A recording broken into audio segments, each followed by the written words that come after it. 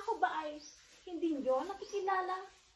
Bueno, ako si Doña Victorina de los Reyes de Espidanya. Tingnan nyo ang kolorete sa aking mukha.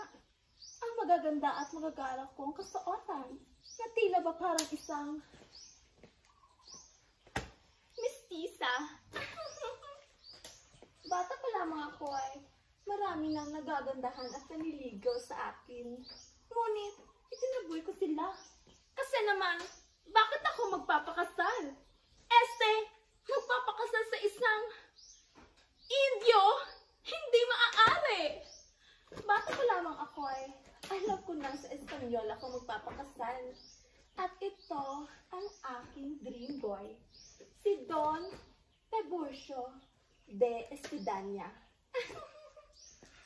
At alam niyo ba, isang araw, napadaan ako sa bahay ng isang alperes at nagkataong naroon si Doña Consolacion.